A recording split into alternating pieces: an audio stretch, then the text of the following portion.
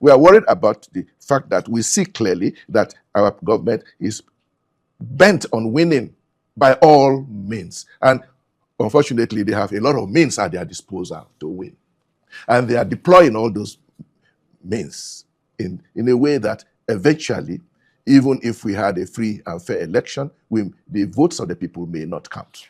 The preparation, the game, the plan towards 2027 election still look more like a twist.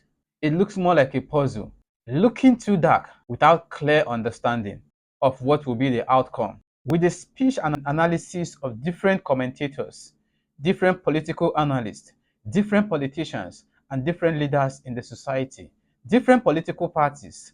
In fact, the whole thing is now becoming more darker and darker.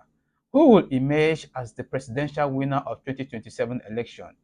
Will the INEC, which is the referee for the 2027 election, be sincere, and will there be free and fair election? Will everybody who is eligible to vote be allowed to vote? Will there be no violence? All of these questions are lining up in preparation towards 2027 election. In this video, Archbishop John Onaiyekan gave his own analysis, and he spoke a lot concerning the government which is in power now, which is the government of President Bola Ahmed Tinubu. Now, watch the full video. The position of Mr. President came very clearly in that statement that he made. In politics, all is fair. Is that true? If that is what politics is, that in politics everything can be done, provided you win election. Well, clearly that's not correct. That is not correct. If correct. that is what was said, then it is certainly not correct. That is not. When we heard it, there is propriety in everything, and they ought to. And that is what we are worried about. We are worried about the fact that we see clearly that our government is bent on winning by all means. And unfortunately, they have a lot of means at their disposal to win.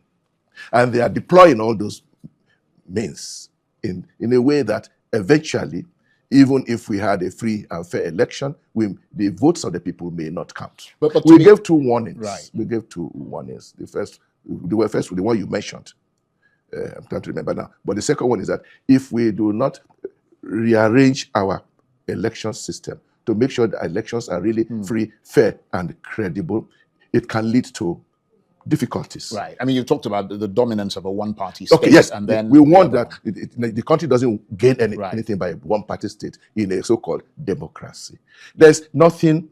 Of course, we are not expecting Mr. President to help the opposition to defeat him. No. But the point we are raising is that even though the president has all the powers of incumbency, he is in the election. He is a candidate like any other. He is a candidate like any other. And that is why we call our electoral commission independent. Now, there are doubts in some quarters about how independent this electoral commission But he is. talked about the electoral commission. He said so. That he said it was independent. He says so. But like we also said, words are not enough. In two of the major television stations in Nigeria, politicians are asked core questions, hardcore questions that find them in a very difficult position to answer and to comment. One of these stations is the Arise TV. In this station, in this interview, one of the politicians, a chieftain of the ADC and a staunch supporter of Atiku Abubakar, was interviewed.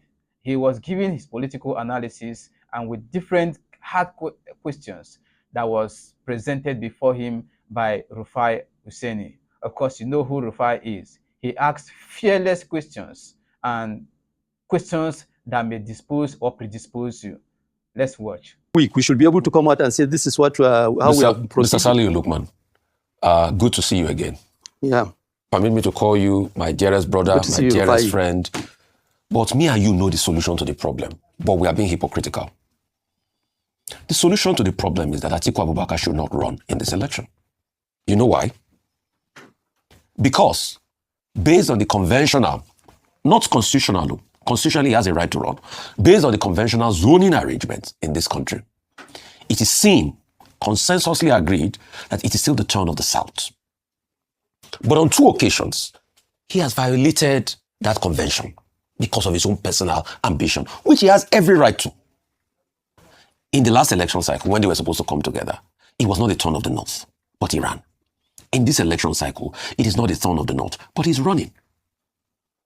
You know the solution to the problem. The solution to the problem is having a sit down with Alhaji Atiku Abubakar and saying, it's not your turn. Even the likes of Kwankwaso, that it was not their turn of the North in the last time, has decided to even be a vice presidential candidate. But you and I know that Alhaji Atiku Abubakar can never do that because he has a right to his ambition. So as long as that cannot happen, he will be as frustrated as many Nigerians, but nothing will happen. And it will give the APC a big inroad in the next election. What do you say to this analysis? Well, my brother and friend Rufai, let me appeal to you. The solution to the problem facing the country is not about what you and I want.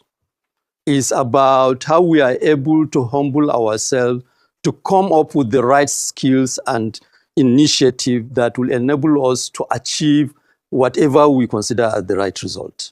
For me, as far as all these issues from the beginning of the coalition, and you try to drag me into this debate about zoning or no zoning, because look.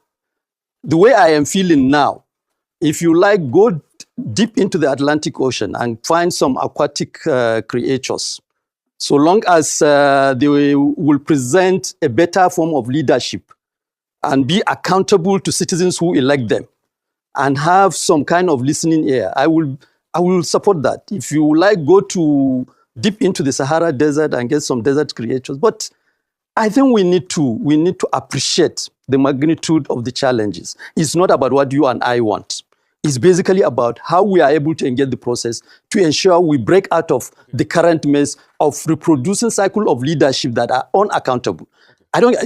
Whether you bring somebody from the South who is unaccountable, it is not going to please me. If, for instance, which is why I'm out crying now, if I'm supporting Alhaji Atiku Abubakar, if that is my choice. I want to add another question. The role of El Rufai in the APC, are they missing their strategy since it's not around? But secondly, Mr. Saliu Lukman, that's exactly the problem. You see, I asked that critical question and I deliberately mentioned names, which was a very bold question. But you can see how you skirted around it. And that's exactly the problem with Nigeria because we are not ready to answer that question. When it is a talk about, conventionally accepted zoning, everybody tries to skirt around it because Atiku Abubakar is the North. If you can skirt around it and we cannot tell the truth as it is today, and we come and start crying foul when President Tinubu gets re-elected, then the shame is on all of us. That's just it. Because you have just skirted around it. I don't care wherever people is from Mr. Rufai, and all of that. But the question is, can we tell Atiku Abubakar that it is not the turn of the North? Mr. Rufai. Yes, sir. Mr. Rufai, humble yourself. Okay, sir. For whatever it takes, you can tell yourself the home truth. You don't have the power to enforce that truth. As a politician and as somebody who understands that this thing needs to be negotiated, I don't think I will be helping the process to come and say, yes, that is the way to go. But we need to manage ourselves to find a way to persuade people to get to that point. That is the difference between you and I. The second thing you raised about El Rufai, yes, we are missing El Rufai, no doubt about it. And sincerely speaking, the challenge, the way what El Rufai is facing now, highlight the danger before us. If at the point when APC and President Tinubu are seeking election, they could permit a situation where there is lawlessness, you can hold somebody in detention for more than 5 months now, getting to 6 months.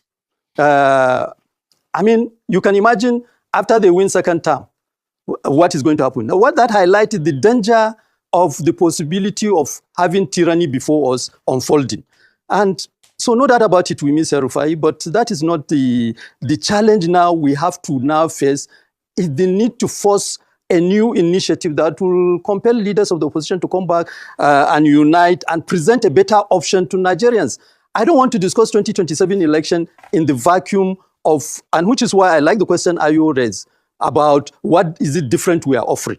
And those are the things that we must put on the negotiation table, on the basis of which, if we come out of it and say, this is how we are contesting the election as a united front, not as scattered opposition, then Nigerians will have confidence, yes, we are serious. I am raising all of these issues, not because I want to be partisan or I don't want to be partisan.